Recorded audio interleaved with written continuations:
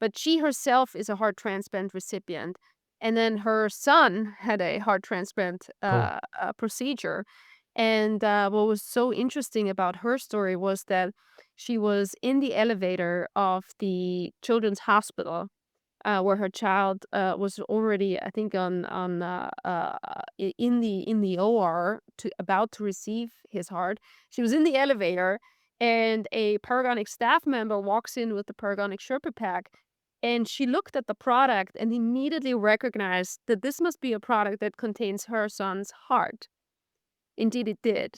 And so she was overwhelmed with emotion, just first of all being very grateful to the clinicians taking care of her son, that they would utilize um, high-tech equipment Hmm. for the protection of her son's heart. But also that obviously the procedure went very well and her son is doing very well. These are the stories that really drive our team, and there is no better story than that.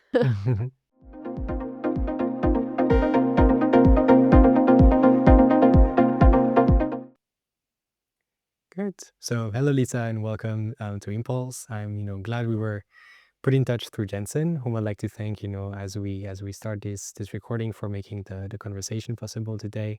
So, I heard about your work for the first time when I skimmed through the Times Best Inventions of 2024 at the end of last year, and it featured one of the organ transportation devices that you are commercializing in the U.S. The one for transporting lungs, if I recall correctly. And the thing that caught my attention at first was to learn that the standard way of transporting organs was just to put them in an ice box for the transfer to happen between the donor and the recipient. And it really appeared to me as like very archaic, an archaic way of moving such fragile and complex pieces of tissue from one place to another. And I was surprised that somehow this was something that we only kind of like fairly recently started to address. So I'm looking forward to learn from you about why, and I'll hear as well how you and your team are spearheading that change and transforming organ transportation for the better. But before we get started, and as we do on every episode of the show, I would invite you first, Lisa, to present yourself. Thank you, Mathieu, for inviting me on your podcast. I really appreciate your interest in highlighting transplantation because it's certainly a fascinating field of medicine. I'm Lisa Enerson. I am the president of Paragonix Technologies. We are now getting a company and operating under the umbrella of transplant care. Super. Uh, You want to finish? Go ahead. Go ahead. Um, I've dedicated over 15 years of my career to transplantation, and founded the company in 2010 with the intent of providing a new standard of care in organ preservation. And that you already alluded to that, but this is basically meant to eliminate the utilization of ice and ice boxes for organ preservation. And where does the idea behind, addressing that need come from? Is that something you experienced because, a relative had to go through a transplantation, or because I think you come from a background in research in genetics. And so I don't know exactly what led you to that. Strangely, I had no exposure to transplantation before a pivotal moment in my life when I actually saw a donated human pancreas that was donated for research. And Mm. I saw a human pancreas that was sitting on in a box filled with crushed ice. And I think one of my colleagues always said that it it took an outsider of transplant to actually realize how precious these organs are and how fragile they are on this ice storage. And so, you know, suc transplantation has been a very successful field of medicine, but it took somebody from outside of transplant to really identify that issue and come up with new technologies and innovate in that space. And I was, also thinking, because what struck me is like when I was saying it's kind of like of an archaic method, I see, or I would understand that, the way these organs are transported is extremely critical to ultimately the success of grafts. Yes. And so before we kind of like go into understanding how your technology works and how it really differs from that sort of like archaic method, can you give us some background and context on the criticality of organ transplantation in that process of moving one organ from one person to another? Sure. So I think over time, there's been a lot of research done in organ preservation showing that the hypothermic storage of organs is important, cooling down the organ to reduce the metabolism and the metabolic activity of that organ during transport and storage of that organ. But I think what's happened over the years is that uh, the community kind of forgot the actual range of hypothermia that's effective in organ preservation. If you are placing an organ on ice, ice is 0 Celsius and below, especially with the buffered solutions that are used in conjunction with ice. You can decrease the temperature of an organ very rapidly to below 0 Celsius. And I think this was just an unintended consequence. Ice was being utilized in organ preservation for one obvious reason: it's ubiquitous, it's seemingly cheap, and it's available at most Hmm. hospitals. So, the utilization of ice definitely had some thinking behind it, but unfortunately, the conditions that ice storage creates for an organ are more than suboptimal. These freezing temperatures, uncontrolled cooling, and then also the opposite of uncontrolled warming of an organ is also critical. And so, what we wanted to do here at Paragonix was to provide for a simple technology that allows for advanced organ preservation with tightly controlled, moderate hypothermia between 4 and 8 degrees Celsius. That is what we have determined to be the optimal preservation temperature range for organs. Provides not only an optimal hypothermic environment, but also a safe hypothermic environment. And this is really the thinking behind changing from ice to an advanced organ preservation technology that provides that controlled hypothermia. And so beyond temperature is one of the parameters you mentioned. I guess there are some additional variables we need to control to make, or if we think about like optimizing the process, like what are the other like parameters that currently you're able, to control to make sure that and follow over time, I guess, to make sure Right. that, you have that traceability of how organs are transported? Right. You already mentioned one of our technologies, the BaroGuard technology that was featured in the 2024 Best Invention in the Time magazine. This product adds an additional control mechanism, and that is pressure. Lungs are actually transported in an inflated state. So, monitoring and adjusting the pressure within those lungs is of critical importance. These lungs are actually utilizing some of the oxygen of the air mixture that is inside them. So, they deflate over time naturally. But also, many lungs, especially here in the United States, are flown by aircraft. So, they experience ambient pressure changes, and that can be detrimental to a lung when the pressure is too high or too low. So with the BaroGuard product, we've added additional control over pressure. But in general, the additional parameters that need to be controlled in organ preservation, in addition to temperature, is also the mechanical isolation and the protection of that organ during transport. If you think about an organ traveling for many hours potentially, that organ needs to be in a safe and protected environment.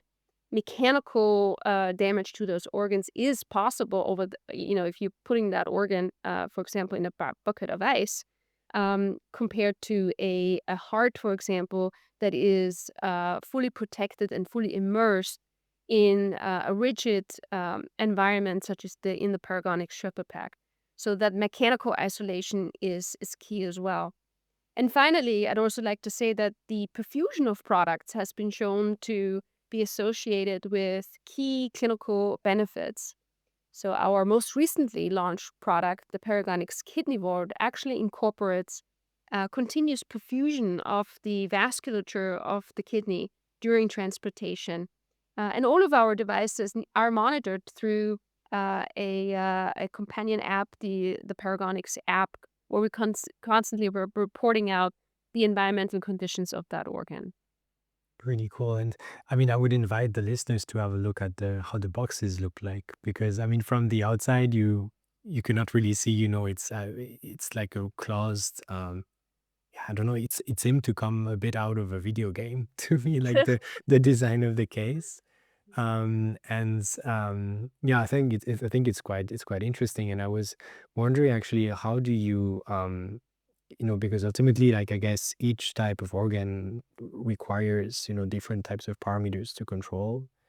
And so I was wondering how you go about, selecting, the types of organ for which you design a transportation device. Um, Understanding as well that there are some commonalities, I guess, from one to another. And yeah, how did you go about that? Because mm, I, your first product, was it for the heart or was it That's right, for, yeah. Mathieu. Mhm, Yes, it was for the heart. And the reason why we started with the heart was that I was really intrigued and struck by the statistics of severe complications right after a heart transplant procedure. In some cases and geographies, over 30% of patients actually experienced a severe complication within the first 24 hours after transplant. And so, our hypothesis is and has always been that if you are preserving a heart better right before transplant, it will function better in the recipient. mhm, mhm, And so we made the link between improved and advanced organ preservation at moderate hypothermia between 4 and 8 degrees Celsius and a reduction in the severe complications. These severe complications are actually called primary graft dysfunction. Actually sounds pretty bad, doesn't it? mhm, It means that the heart requires additional assistance right after transplant. It's a life-threatening, very costly side effect. And with our product, we were able to reduce in every patient population studied thus far, reduce that complication by over 50%. And really showing that there is this link between what happens to the heart right before transplant and how that heart responds to the new recipient right after transplant. mhm. And I guess that applies to any type of organ that you're transporting, right? We are indeed, Mathieu. Mhm, We are collecting data on post-transplant function and patient outcomes for all of our organs mhm. that we support, and we're the only transplant company that serves the entire spectrum of solid organ transplantation. We have products for heart, lung, liver, kidney, and even the pancreas. Okay. So I would say, is there like an additional organ you would like to also cover through the portfolio, or it's I don't already know. I hope our um, listeners can provide some some input and ideas? some ideas. We're certainly ready for expansion. Really cool, really cool. And so, go talking about that evidence that you're building. I guess this was initiated from the get go to no, I mean, not only I guess demonstrate the performance of the device, but also like how it contributes to the outcomes. And so you mentioned that on the short term, this improves, the patient outcomes because you have less primary graft rejections. What does it change on the longer term based on what you've seen so far? Great question. Initially our data collection effort, which we heavily focus on in our Guardian series of registries, we have registries for solid organs. Initially, we were really only focused on the short-term outcomes because we thought we're going to collect data that's, on outcomes that are more proximal to the actual transplant procedure. But I'm really, really glad we made the decision to invest in long-term patient follow-up. At this year's annual meeting of the International Society of Heart and Lung Transplantation, for example, our investigators reported out on survival and mortality data of 4 years. So they were looking at patients, they were studying patients that had a heart transplant and lived with that transplant for longer than 4 years. And what's really remarkable is that the patients that received a heart in the Paragonix Sherpa Pack had a greater than 50% reduction in mortality. And that was highly significant, even at the 1 year, 2 year, and 3 year mortality analysis.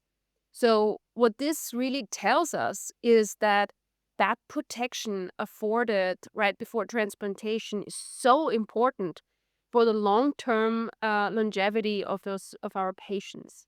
And if you think about it, it's actually quite remarkable.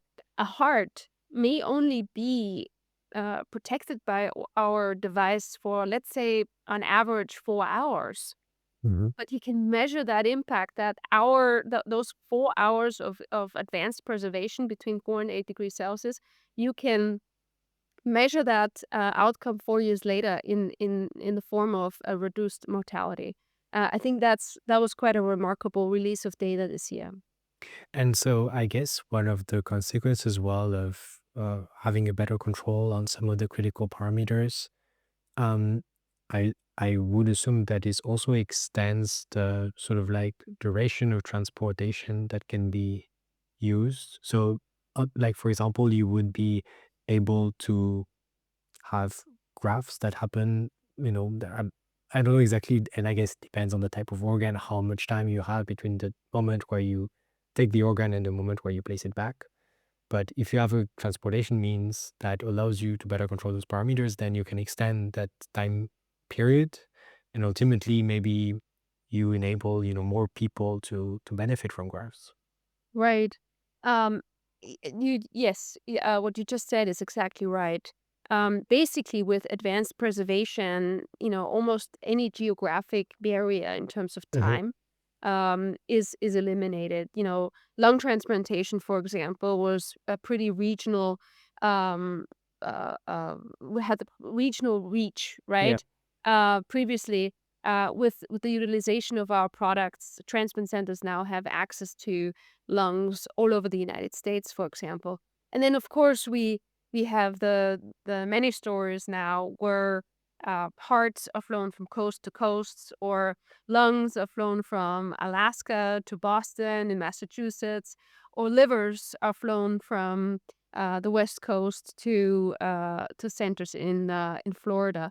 So the extension of time has really contributed to transplant centers and their patients gaining greater access to organs and being able to really pick that right organ and fast and get the patient off the wait list faster than previously. Very cool. I was wondering, so the customers of yours, are they hospitals? Like, who do you sell the products to, and what are also like the? I was curious, when we talked about evidence, yeah, what are they looking for? I mean, I understand very sort of like clearly what the value proposition is because this Hmm. next to an ice box, I Yep. would also choose that. So I wanted to ask you more on the, yeah, maybe the business model. How is this working? Yeah. So we sell our products to hospitals that have a transplant center. So Hmm. our transplant centers are our customers, but we also in kidney we sell our product to organ procurement organizations that place kidney in the Paragonix kidney ward.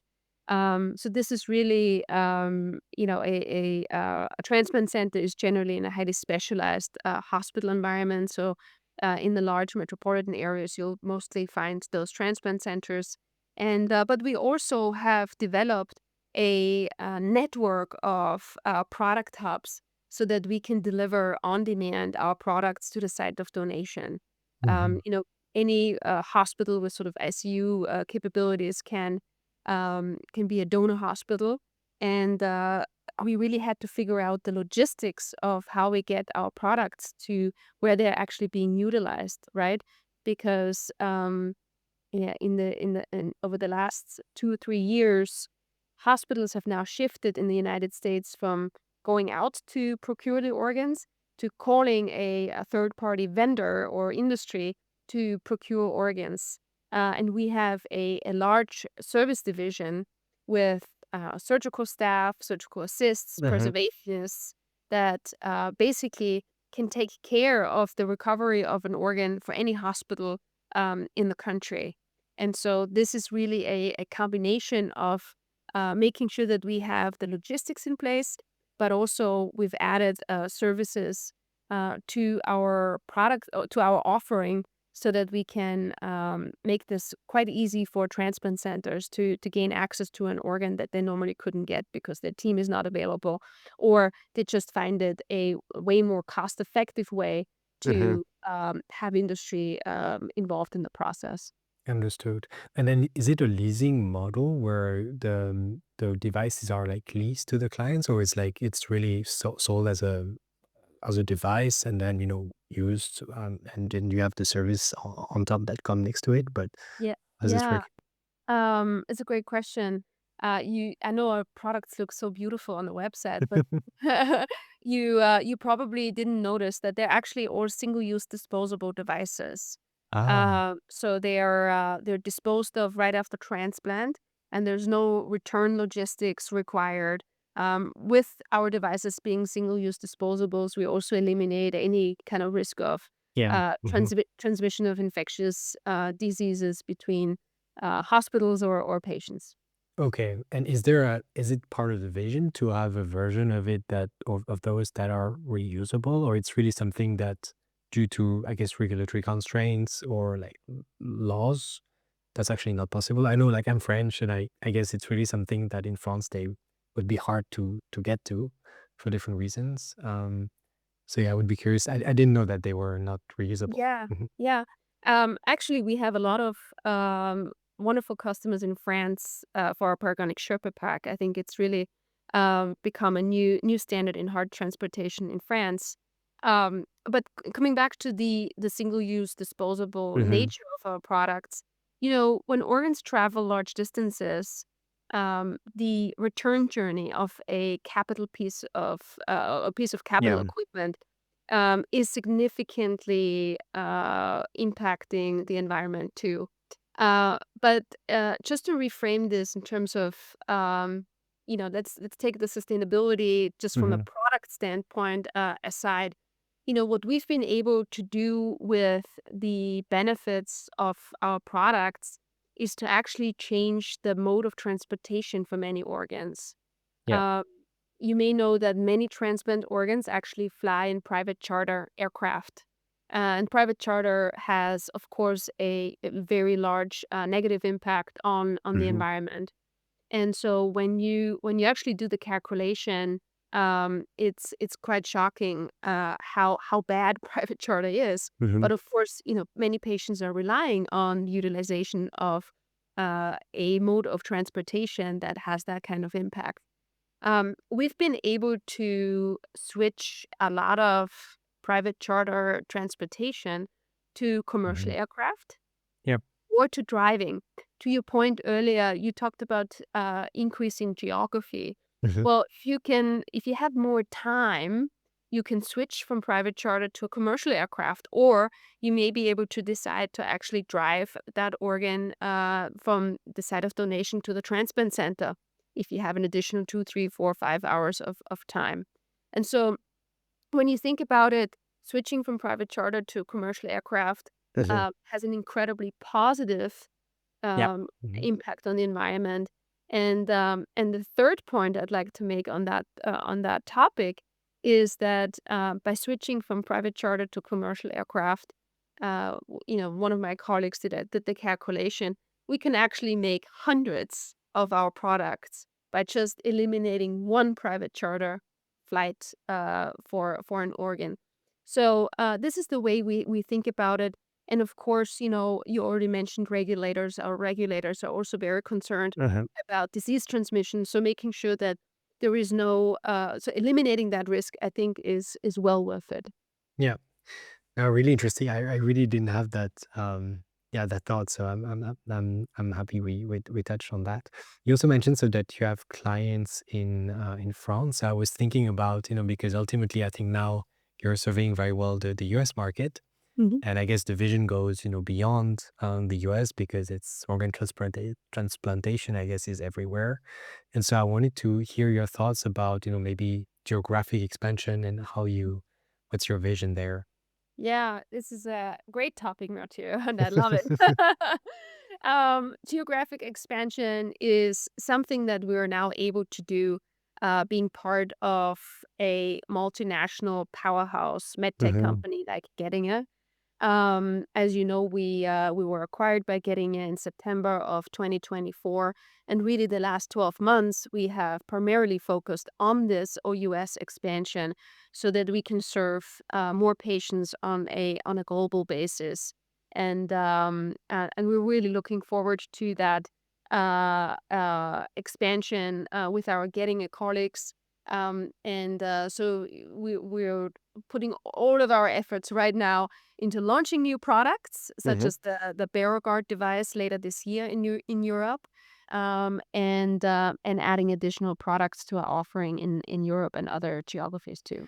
In that process, do you face similar challenges as you faced for the US market, or there are like some completely new, let's say, challenges or hurdles? There are definitely new challenges. We Just from a clinical perspective, the donor and recipient profiles are not the same as in the United States. Yeah. So as we look towards data collection, we're very careful in ensuring that we can show clinical value proposition for these patient populations and donor populations. Hmm. And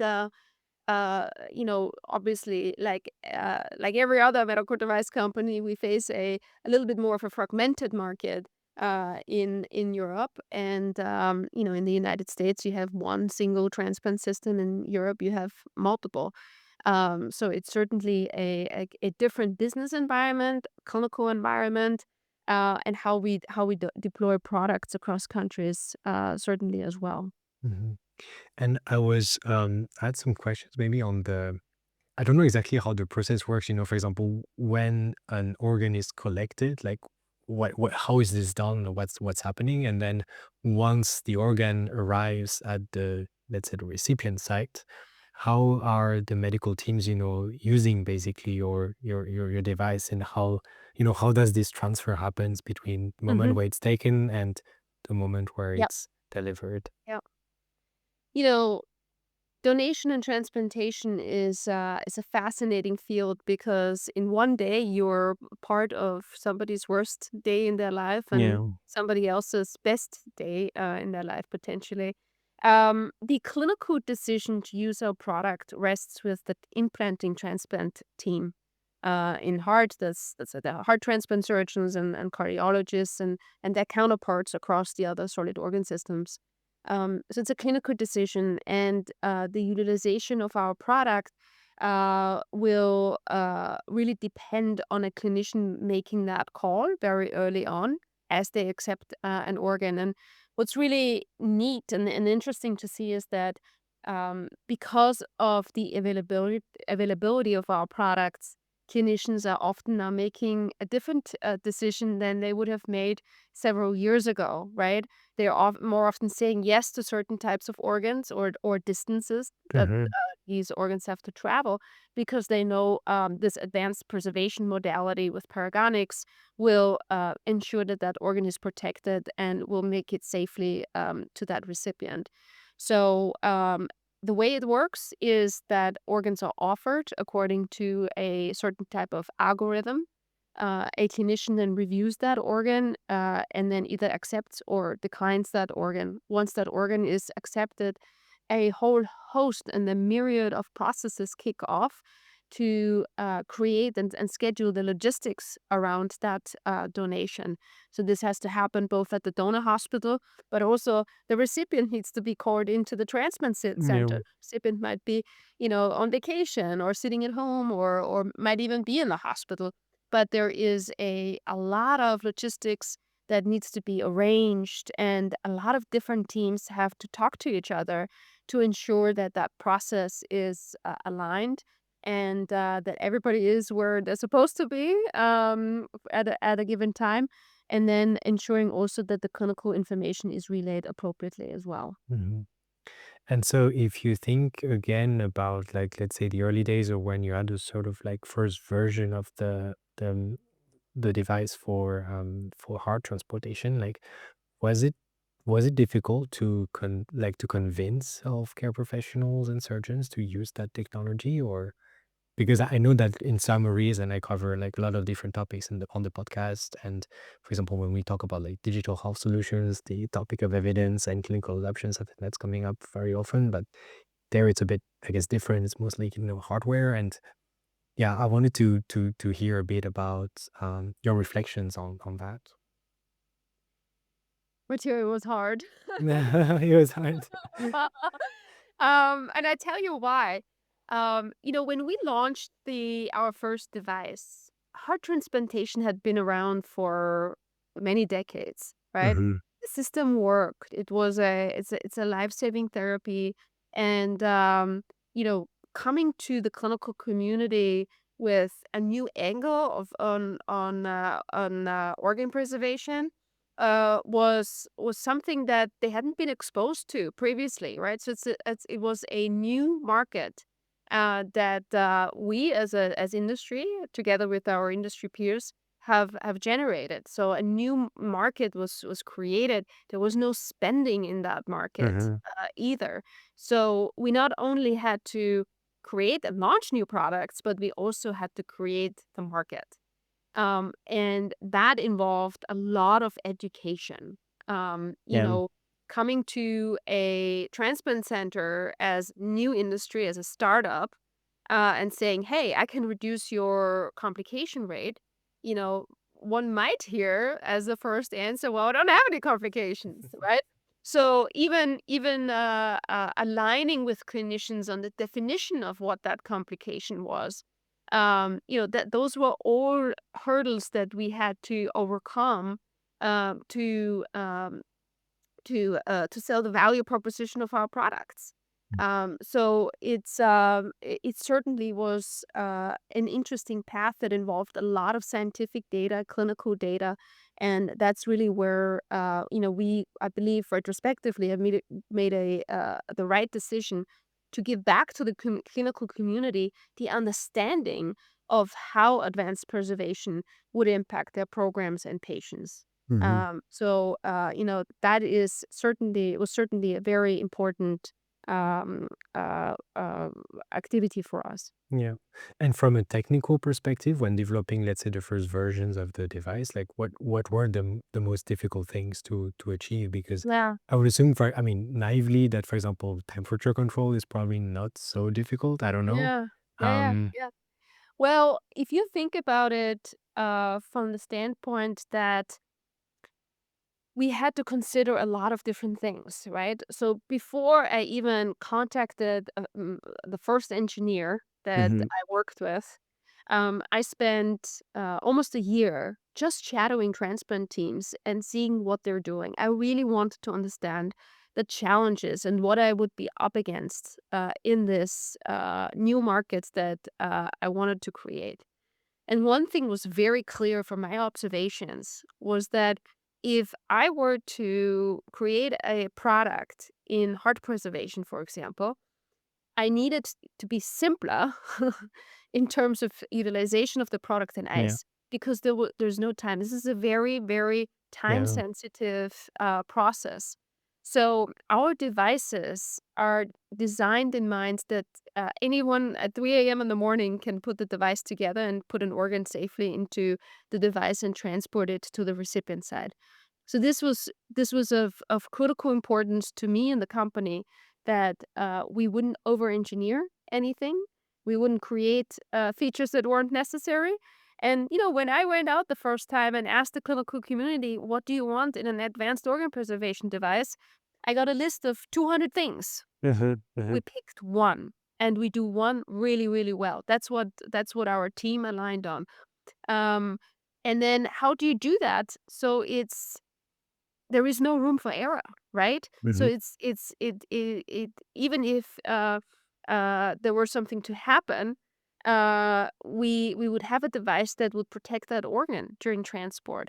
So we chose, for example, passive cooling technology, Mhm. not battery Yeah, operated yeah. Mhm. technology, because you know what? Batteries fail. Yeah, yeah. Mhm. And then we had to think about, well, how do our organs travel? Well, that organ might be coming from Alaska going into Florida. How do we make sure that external factors aren't impacting the functionality of the device? And then, with that, and also, our the connectivity with our digital platform, how do we ensure that we continuously report out data so that the entire clinical team has eyes on the critical factors and parameters of the organ during transport when they're not there with the organ. Yep. This is highly precious cargo, and devices cannot fail Mhm. Mhm. in that environment. Wow. No, I'm glad we touched on this because it seems to be like a huge technical challenge, Mhm. and I'm quite impressed, to see that now we are able to do that on for many different organs. One of the questions I also had was, if there were like healthcare professionals or patients in waiting for yeah to get an organ or something like that, and who would be interested in using your technology, what would be a way for them to access it? Yeah, I mean, for the Paragonix products, please visit our website at paragonix.com. We have a lot of resources on our website. A lot of the clinical literature is on our website, and we also have a form on our website where you can contact the team or call our number here at the headquarters in Waltham, Massachusetts, in the U.S.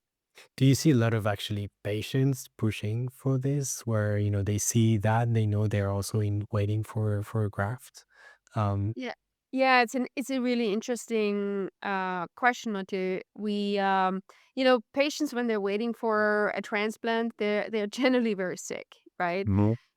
So they will rely on the clinical decision of the Yeah, yeah. clinicians that are taking care of them.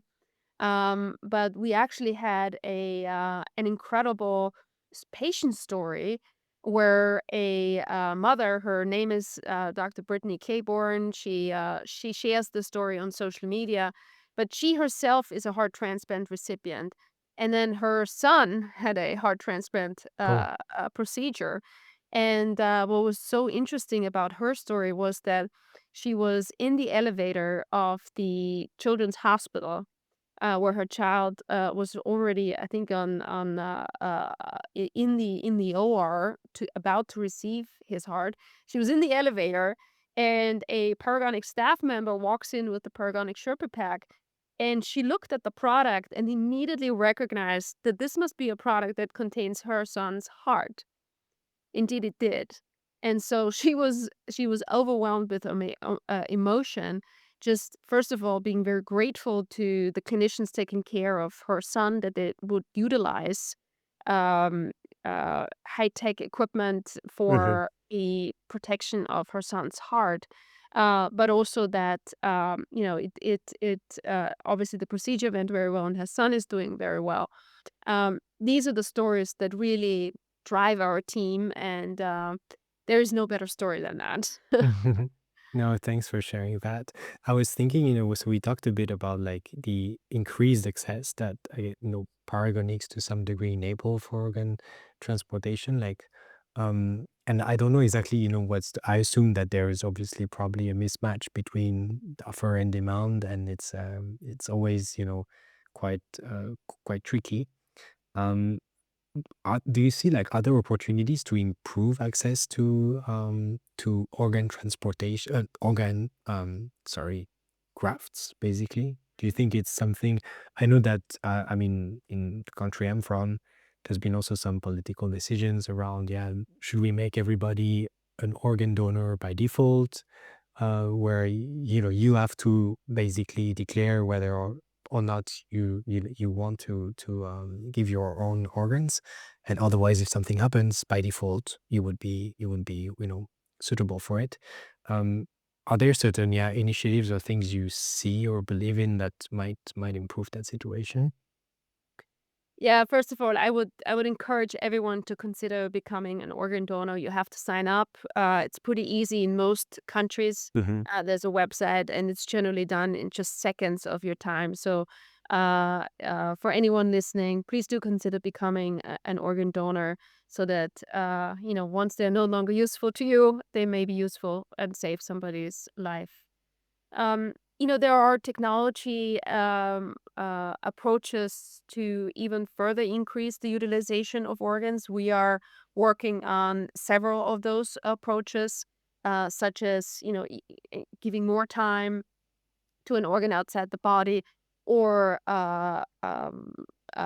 enabling the utilization of what's called extended criteria donors. These Okay. might be donors of a higher age or with some comorbidities, etc. So that's certainly a way, and ensuring that really every possible organ that can be transplanted actually gets a yes for transplantation. So there's certainly many technological approaches as well, in addition to just a general call for everyone to becoming an organ donor and joining the registry list. I have the impression as well that there's one sort of like space that's not really research. I think it's also in clinical use, which is the what we call xenografts. So it's Hmm. grafts from basic animals to Hmm. humans. Do you think at some point this is something that can be of relevance to, your transportation devices and that really has, potential? Yeah, that's a very interesting point. These organs will need to be transported as well, Yeah, yeah. Hmm. from the site of where the farm is, or where these organs are recovered for transplantation. I certainly see an application there as well. Absolutely. Really cool. No, then we'll keep an eye on this. I'm getting towards the recurring questions I have, and I think it's quite a fascinating field, and I'm really happy we could have that conversation. So you mentioned for listeners to look into the website. Um, are there like some other resources you would recommend them to check out to know more about the field in which you work? Yeah, most national organ donation systems have really good websites with a lot of information on there. But I'd also encourage you just look up certain transplant centers, because many of them are involved in really cutting edge research, both from the scientific as well as clinical aspects of transplantation. And many transplant centers have a whole host of resources on their website. So certainly, if you do an online search, you'll be exposed to a lot of information on transplantation. Awesome. Yeah, I'll try to put some links in the show notes. So you mentioned one story already about this mother and this son who benefited from a heart transplant. Is there another anecdote you'd like to share that made you realize the impact that you had on people's lives? Yeah, we every Monday morning, our team meets uh, for sort of an all hands meeting, and we do celebrate the number of lives that we impacted in the week before. I think the most inspiring stories are those where clinicians kindly share with us that this organ would not have been transplanted if it hadn't been for our Hmm. technology, and this patient would not be alive if wasn't for our technology. I just literally actually came off a call like that before I met with you, Mathieu, on this podcast, where one of my colleagues shared a story like that. um, I can tell you one thing, it never gets old. It is every time I hear it, it is the most beautiful thing. And to have a career where you contribute to saving lives every day, I can't think of anything more fulfilling from a career standpoint. And I encourage our team to share these stories among themselves, because transplantation is a time-consuming and often very stressful job, Hmm. Hmm. 24/7, 365 job. And I'm so grateful for our team to have that passion to really deliver that life-saving impact every day. Really nice. So if you would recommend, a fellow healthcare innovator as a potential guest for the show, who would that be and why would you recommend her or him? Also potentially, in a very, I mean, still, I guess, in healthcare or in medtech, but potentially in a, yeah, very different space than where you work. You caught me off guard here. I mean, there are many. I really admire innovators, but I also admire many CEOs that actually make these products a success in the market. So I can certainly follow up with you on names in both categories. Sounds good.